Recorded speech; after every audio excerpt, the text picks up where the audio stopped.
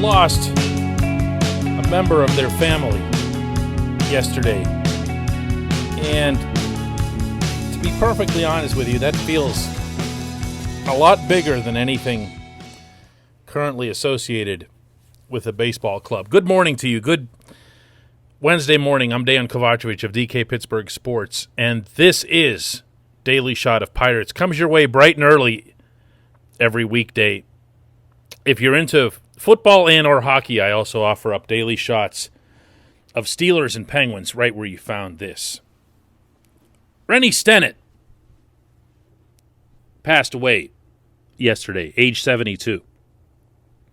For those of you who do go back that far, the era of the 1970s was an unimaginably great time to be a baseball fan in Pittsburgh. We were spoiled beyond words. Rennie Stennett was a second baseman of some repute on a roster that had, at various points over his career, Willie Stargell, Roberto Clemente, Dave Parker, Bill Madlock. It's just a long, long list of truly great players, and I'm leaving out a bunch here. Al Oliver, Phil Garner, there's just Manny Sanguian, so many. John Candelaria, Kent Tekulve. Rennie was my favorite. Always. Always. When he went 7 for 7 at Wrigley Field, he was my favorite.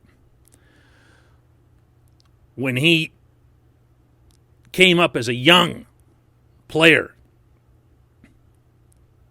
with the team and showed not only talent but also toughness and hustle, he was my favorite. Any sport, not just talking about favorite baseball player, any sport, Rennie Stennett was my favorite. As a child. And that actually does mean something. It's not always connected to logic or something that you heard or something that you saw on, TV or something that you read. Sometimes when you're observing sports, when you're passionate about sports, you just lock onto someone for no particular reason, and they become your favorite. In 1977, Rennie Stennett and Dave Parker were 1-2 in the National League batting race midway through the season. Parker was at 337, Stennett was at 336. I don't even have to look that up. And that was when Stennett had his spikes stick in the ground near second base while he was running there, and they planted, and his ankle was ripped up, and his season was done. And really, for all intents and purposes, his career trajectory changed forever. Medicine wasn't then what it is now. He kept battling. He came back, eventually became a bench player for the 1979 Pirates, the family, the franchise's last World Series champions. He even tried to make another comeback later in his career.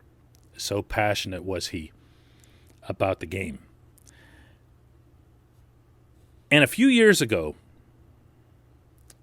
at PNC Park, the Pirates brought back as many members of the family as they could for one of those reunions. And you know what those are. They bring everybody out to the mound. They,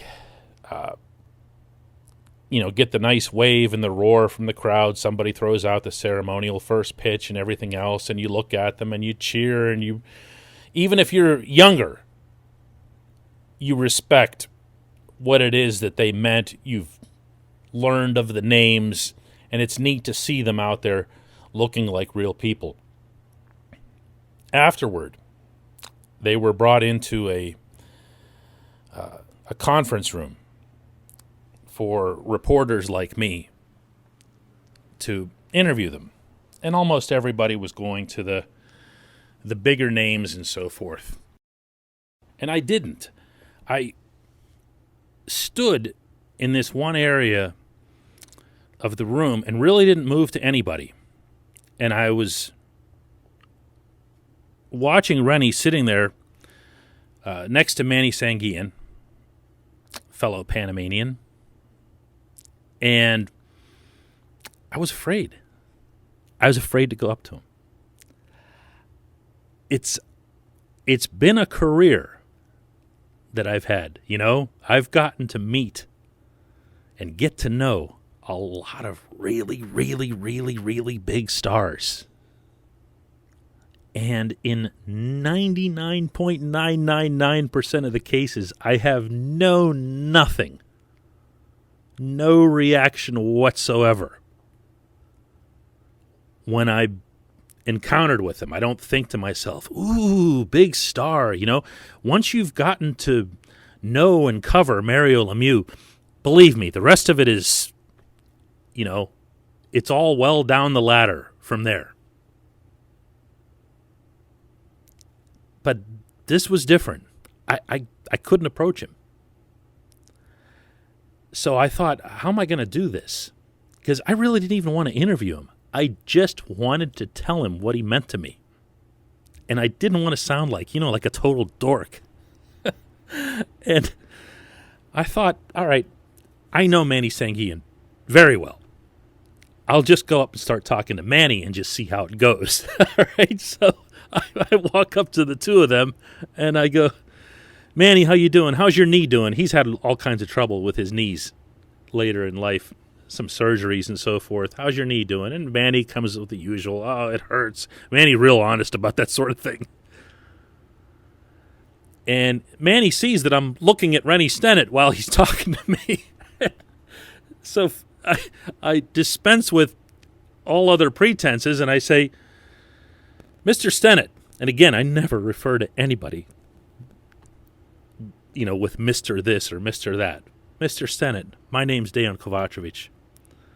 I cover sports in Pittsburgh, and I was your biggest fan when I was a kid. And his smile in that moment, he had no idea who I was, nor should he have. I'm nobody. But his smile was so legit and so genuine and so heartwarming that when he looked up at me and said, thank you, I'll never, ever forget it.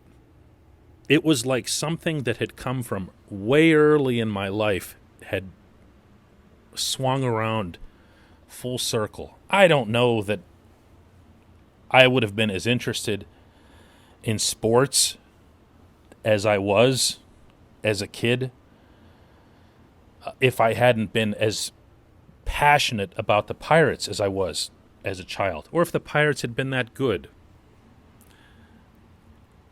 And I don't know that I wouldn't have had that passion with or without Rennie Stennett having been a member of those Pirates. But you know what? I'll never have to find out, because I'll always have one and only one favorite childhood player, and that will always be Ronaldo Antonio Stennett. Rest in peace, sir.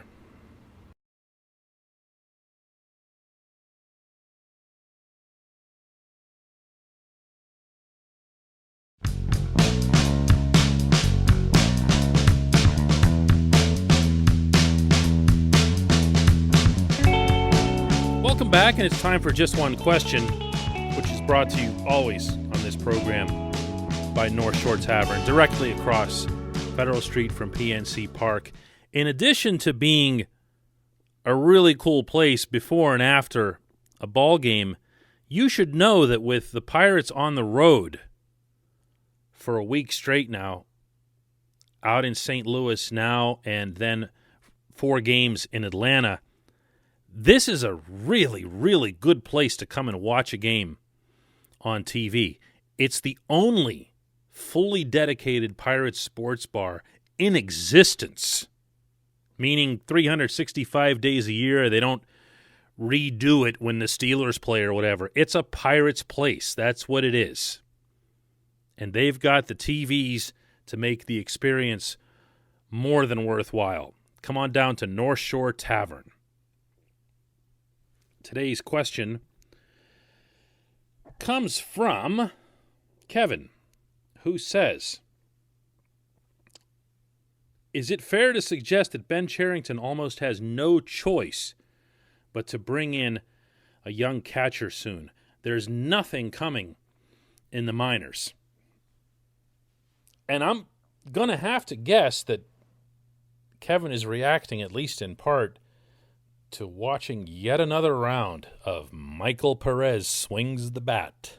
Wow, is this guy awful. 0 for 23 now. Hasn't had a hit since, I think, the middle of April.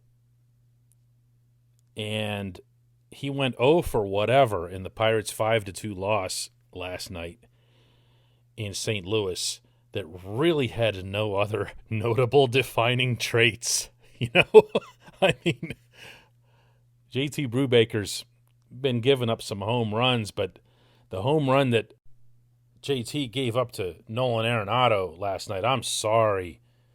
That catcher's mitt was placed in a certain spot, low and away, and JT nailed it. And Arenado, whose home run was his fourth in as many games, is just on fire. That's going to happen. The offense, of course, just continues to not happen, and putting Perez into the lineup is just a virtual guarantee of making it worse. I get, to an extent, and respect to an extent, that Cherington likes having catchers who are defense first. He has everything to gain as a general manager from having catchers who can improve his pitchers, and comparatively little to gain from having good hitting catchers who are a wreck and make his pitchers worse. So I understand that, especially where the Pirates are in this phase of their construction. But my goodness, at least get a hit once a month. Some of these guys he's gotten, and this goes back to last season, have just been horrible. I mean, where is it mandated that you have to be a complete train wreck at the plate in order to perform well behind it? Stallings can't be the only guy on earth. You know? And I'm not blaming Cherington. I know better than that. Because as you point out yourself, it's a young catcher. It's a bunch of young catchers that have to come in. Cherington did get Andy Rodriguez from the Mets system as part of the complicated Joe Musgrove trade, which actually did involve the Mets, parenthetically.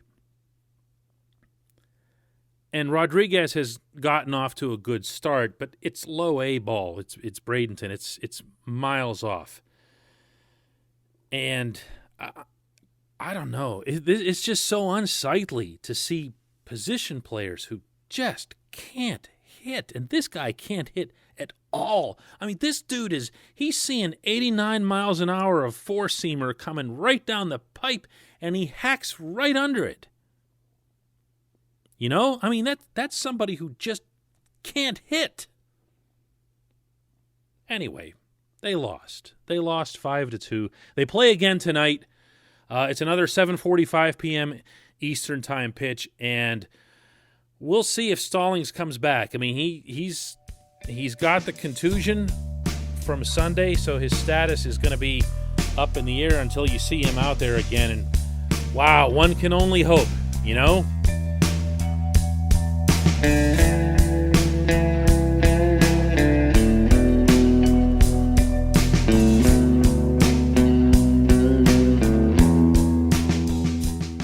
At At Point Park University, in the heart of downtown Pittsburgh, they understand there's no substitute for real-world experience and career-building connections. Their innovative curriculum engages students with distinctive experiential learning opportunities. Point Park's pioneering co-op program empowers qualified students to work in full-time, paid positions with their corporate partners while earning college credits. Visit pointpark.edu/works to learn more. Career ready. That's the point. Point Park University. Your front door, your car, your gym locker, your gun. Safety is a habit. Learn more about how to keep guns safe and secure. Visit projectchildsafe.org.